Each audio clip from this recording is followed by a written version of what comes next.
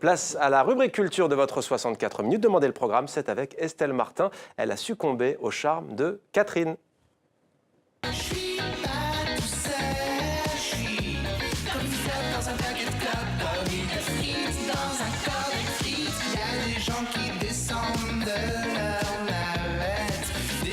Soleil levant,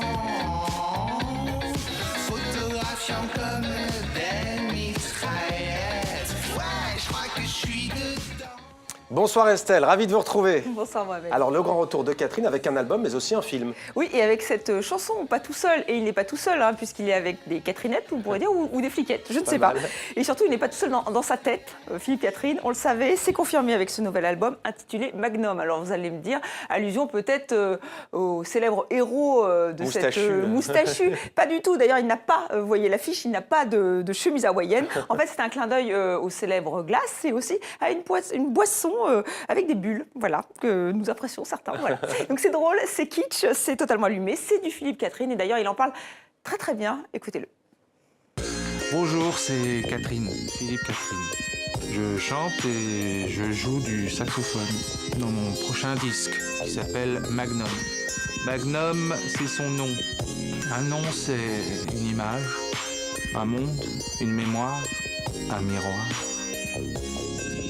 Il est en pleine forme, Philippe Catherine.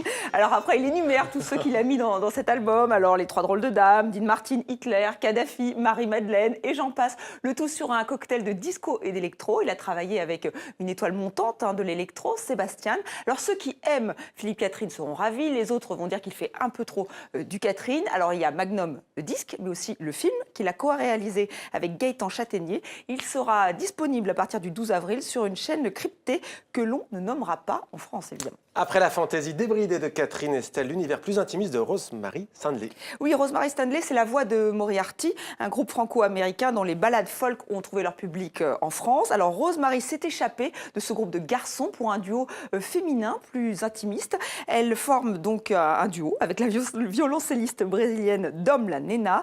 Les deux jeunes femmes nous offrent un album de reprises de Leonard Cohen à Tom Waits, en passant par Monteverdi, Gilberto Gil ou Purcell. Elles ont choisi des titres qui leur ressemblaient. Birds a Wire, c'est d'abord un projet de scène devenu un album que voici, rencontre avec la chanteuse Rosemary Stanley.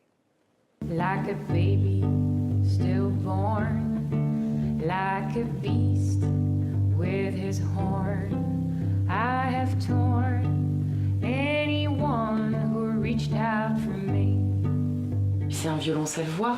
C'est très particulier parce que le violoncelle, c'est minimal et en même temps, c'est pas forcément un instrument d'accompagnement, c'est pas forcément un instrument rythmique, c'est plutôt quand même un instrument mélodique. Mais c'est ça qu'on trouvait intéressant.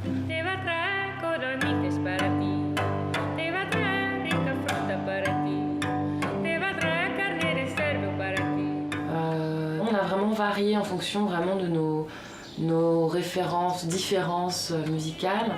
Et elle est brésilienne et en plus elle parle très bien espagnol parce qu'elle avait vécu en Argentine, donc c'était bien aussi de faire il y a quelque chose d'Amérique du Sud et d'Amérique du Nord.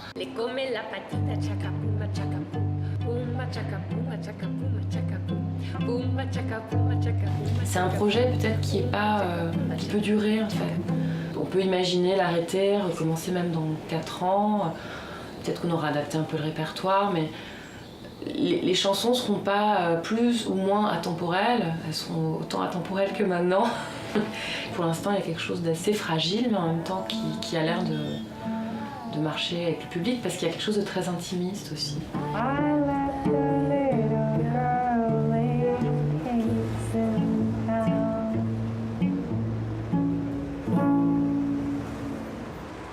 Donc c'est Birds on a Wire.